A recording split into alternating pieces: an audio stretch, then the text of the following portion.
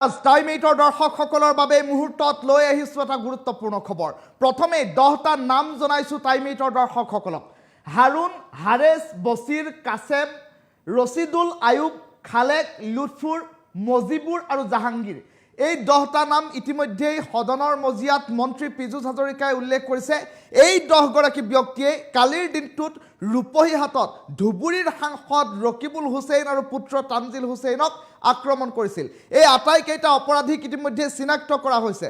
নগাঁও আৰক্ষীয়ে তদন্ত প্ৰক্ৰিয়া ক্ষিপ্ৰতাৰে আৰম্ভ কৰিছে, কিন্তু এইকেইটা অপৰাধীক গ্ৰেপ্তাৰ কেতিয়া কৰিব নগাঁও আৰক্ষীয়ে, তাক লৈ এতিয়া প্ৰশ্ন উত্থাপন হৈছে। কিয়নো 24টা ঘণ্টা পাৰ হৈ গ'ল এই জঘন্য ঘটনা সংঘটিত হোৱাৰ।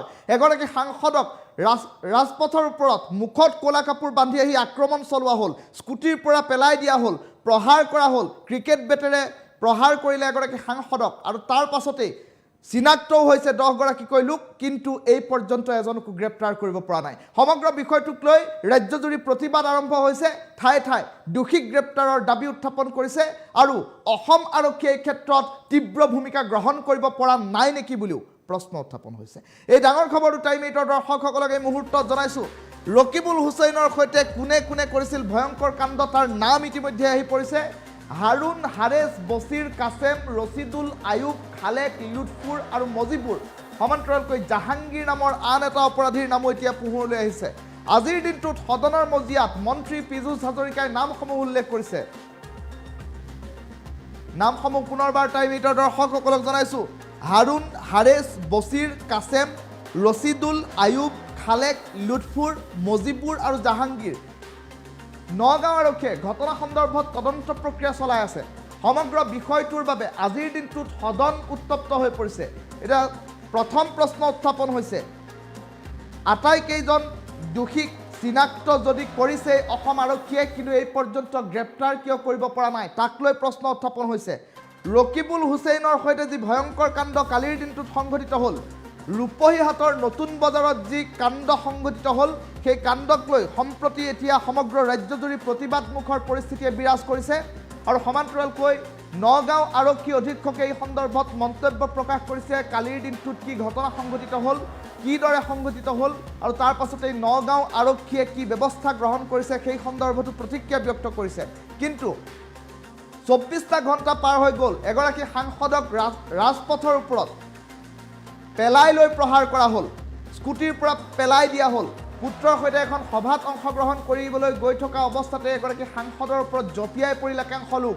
মুখত ক'লা কাপোৰ বান্ধি আহি দিন দুপৰতে সাংসদ ৰকিবুল হুছেইনৰ ওপৰত আক্ৰমণ চলিল। কিন্তু 24টা ঘণ্টা পাৰ হৈ গ'ল, এই পৰ্যন্ত কিয় এইকেইটা অপৰাধীক গ্ৰেপ্তাৰ কৰিব পৰা নাই? আজিৰ দিনটোত পুৱাৰ ভাগতেই সদনৰ কাম কাজ আৰম্ভ হওঁতেই বিৰোধীয়ে প্ৰশ্ন উত্থাপন কৰিলে। সদনত বিৰোধীয়ে প্ৰশ্ন উত্থাপন কৰি এটা কথা উল্লেখ কৰিলে যে দোষীক কেতিয়া কৰায়ত্ব কৰা হ'ব, আৰু সেই সন্দৰ্ভত তাৰ প্ৰত্যুত্তৰ স্বৰূপে মন্ত্ৰী পীযুষ হাজৰিকাই নামসমূহ ঘোষণা কৰিছে। হাৰুন, হাৰেছ, বছিৰ, কাছেম, ৰছিদুল, আয়ুব, খালেক, লুৎফুৰ, মজিবুৰ আৰু জাহাংগীৰ। এই 10টা নাম ইতিমধ্যে উল্লেখ কৰা হৈছে। এই 10জন ব্যক্তিক চিনাক্ত কৰা হৈছে। আৰু কালিৰ দিনটোত যি অপ্ৰীতিকৰ অমানৱীয় ঘটনা সংঘটিত হ'ল, যি অনাকাংক্ষিত ঘটনা ৰূপহীহাটৰ নতুন বজাৰত সংঘটিত হ'ল, সেই ঘটনাত এইকেইটা অভিযুক্ত জড়িত হৈ থকাৰ কথা ইতিমধ্যে উল্লেখ কৰা হৈছে। আৰু 10টা অপৰাধীক বিচাৰি নগাঁও আৰক্ষীয়ে ক্ষিপ্ৰতাৰে তদন্ত প্ৰক্ৰিয়া আৰম্ভ কৰিছে। আৰু সমান্তৰালকৈ দেখিবলৈ পোৱা গৈছে এতিয়া ৰাজ্যৰ বিভিন্ন প্ৰান্তত কংগ্ৰেছ শিবিৰত এতিয়া প্ৰশ্ন উত্থাপন হৈছে, প্ৰতিবাদমুখৰ পৰিস্থিতিৰ সৃষ্টি হৈছে।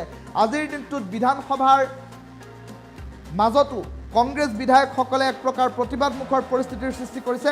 সমগ্ৰ বিষয়টোক লৈ এই পৰ্যন্ত সদন উত্তাল হৈ থকাৰ খবৰ আহি পৰিছে, আৰু যাৰ ফলশ্ৰুতিত সদন উত্তাল হোৱাৰ বাবে বিভিন্ন বিষয়ত মাত মতাৰ বাবে বিধায়ক অখিল গগৈক এতিয়া এঘণ্টাৰ বাবে সদনৰ পৰা বহিষ্কাৰ কৰা হৈছে। এই কথাও ইতিমধ্যে সুস্পষ্টকৈ টাইম 8 দৰ্শকসকলক সবিস্তাৰে জনাই আছোঁ। আৰু কেতিয়া গ্ৰেপ্তাৰ হ'ব হাৰুন, হাৰেছ, বছিৰ, কাছেম, ৰছিদুল, আয়ুব, খালেক, লুৎফুৰ, মজিবুৰ আৰু জাহাংগীৰ, তাক লৈ প্ৰশ্ন উত্থাপন হৈছে।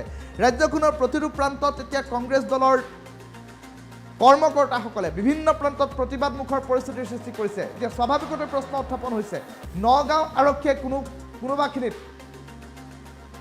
সবল ভূমিকা ল'ব পৰা নাই নেকি, তাক লৈ প্ৰশ্ন উত্থাপন হৈছে। কিয়নো সদনৰ মজিয়াত এগৰাকী মন্ত্ৰী পীযুষ হাজৰিকাই 10টাকৈ আক্ৰমণকাৰীৰ নাম লোৱাৰ পাছতো এই পৰ্যন্ত কিয়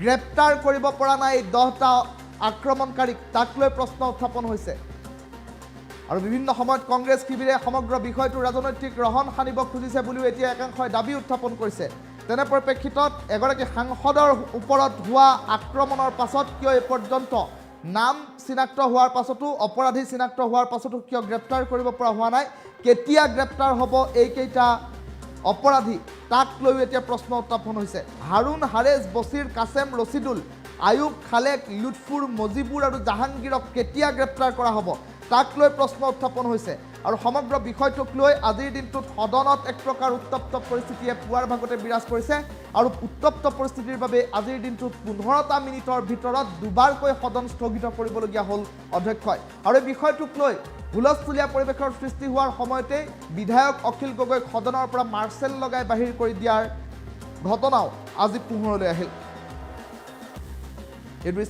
টাইম 8ৰ দৰ্শকসকলক এই মুহূৰ্তৰ সবাতোকৈ ডাঙৰ খবৰটো জনাই আছোঁ কিয়নো ৰাজ্যৰ প্ৰতিটো প্ৰান্ততে প্ৰতিবাদমুখৰ পৰিস্থিতিয়ে বিৰাজ কৰিছে এইকেইটা অপৰাধীক কেতিয়া গ্ৰেপ্তাৰ কৰা হ'ব তাক লৈ এতিয়া প্ৰাথমিক প্ৰশ্ন উত্থাপন হৈছে আৰু সমগ্ৰ বিষয়টোক লৈ সদনৰ মজিয়াত আজি নামসমূহ ঘোষণা কৰি মন্ত্ৰী পীযুষ হাজৰিকাই কি মন্তব্য কৰিছিল সেই মন্তব্য শুনাই লৈছোঁ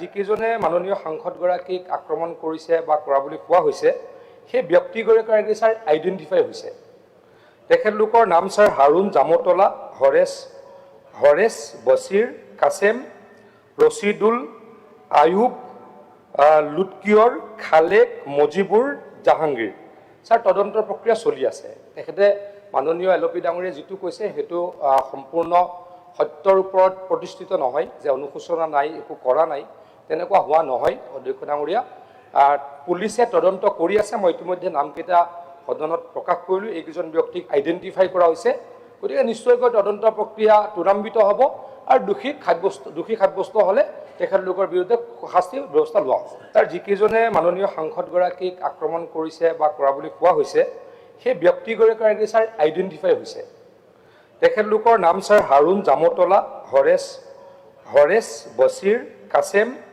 ৰছিদুল আয়ুব লুৎকিয়ৰ খালেক মজিবুৰ জাহাংগীৰ ছাৰ তদন্তৰ প্ৰক্ৰিয়া চলি আছে তেখেতে মাননীয় LP ডাঙৰীয়ে যিটো কৈছে সেইটো সম্পূৰ্ণ সত্যৰ ওপৰত প্ৰতিষ্ঠিত নহয় যে অনুশোচনা নাই একো কৰা নাই তেনেকুৱা হোৱা নহয় অধ্যক্ষ ডাঙৰীয়া পুলিচে তদন্ত কৰি আছে মই ইতিমধ্যে নামকেইটা সদনত প্ৰকাশ কৰিলোঁ এইকেইজন ব্যক্তিক আইডেণ্টিফাই কৰা হৈছে গতিকে নিশ্চয়কৈ তদন্ত প্ৰক্ৰিয়া ত্বৰান্বিত হ'ব আৰু দোষী সাব্যস্ত হ'লে তেখেতলোকৰ বিৰুদ্ধে শাস্তিৰ ব্যৱস্থা লোৱা হ'ব তাৰ যিকেইজনে মাননীয় সাংসদগৰাকীক আক্ৰমণ কৰিছে বা কৰা বুলি কোৱা হৈছে সেই ব্যক্তিগৰাকী ছাৰ আইডেণ্টিফাই হৈছে তেখেতলোকৰ নাম ছাৰ হাৰুণ জামতলা হৰেছ বছিৰ কাছেম ৰছিদুল আয়ুব লুৎকিয়ৰ খালেক মজিবুৰ জাহাংগীৰ ছাৰ তদন্তৰ প্ৰক্ৰিয়া চলি আছে তেখেতে মাননীয় LP ডাঙৰীয়ে যিটো কৈছে সেইটো সম্পূৰ্ণ সত্যৰ ওপৰত প্ৰতিষ্ঠিত নহয় যে অনুশোচনা নাই একো কৰা নাই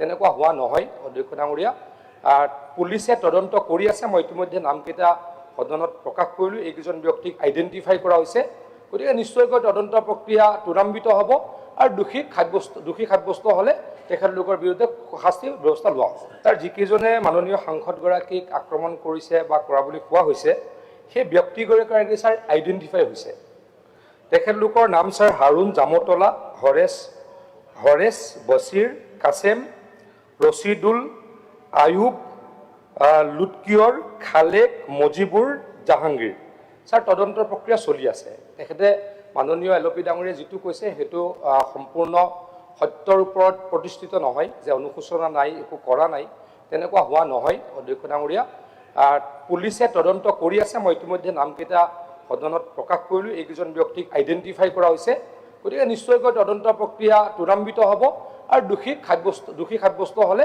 তেখেতলোকৰ বিৰুদ্ধে শাস্তিৰ ব্যৱস্থা লোৱা হ'ব তাৰ যিকেইজনে মাননীয় সাংসদগৰাকীক আক্ৰমণ কৰিছে বা কৰা বুলি কোৱা হৈছে সেই ব্যক্তিগৰাকী ছাৰ আইডেণ্টিফাই হৈছে তেখেতলোকৰ নাম ছাৰ হাৰুণ জামতলা হৰেছ বছিৰ কাছেম ৰছিদুল আয়ুব লুৎকিয়ৰ খালেক মজিবুৰ জাহাংগীৰ ছাৰ তদন্তৰ প্ৰক্ৰিয়া চলি আছে তেখেতে মাননীয় LP ডাঙৰীয়াই যিটো কৈছে সেইটো সম্পূৰ্ণ সত্যৰ ওপৰত প্ৰতিষ্ঠিত নহয় যে অনুশোচনা নাই, একো কৰা নাই, তেনেকুৱা হোৱা নহয়। অধ্যক্ষ ডাঙৰীয়া, পুলিচে তদন্ত কৰি আছে। মই ইতিমধ্যে নামকেইটা সদনত প্ৰকাশ কৰিলোঁ। এইকেইজন ব্যক্তিক আইডেণ্টিফাই কৰা হৈছে।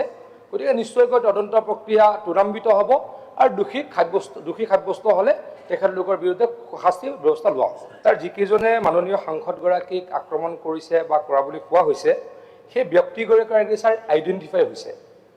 তেখেতলোকৰ নাম ছাৰ হাৰুণ জামতলা, হৰেশ, বছিৰ, কাছেম, ৰচিদুল, আয়ুব, লুটকিয়ৰ, খালেক, মজিবুৰ, জাহাংগীৰ।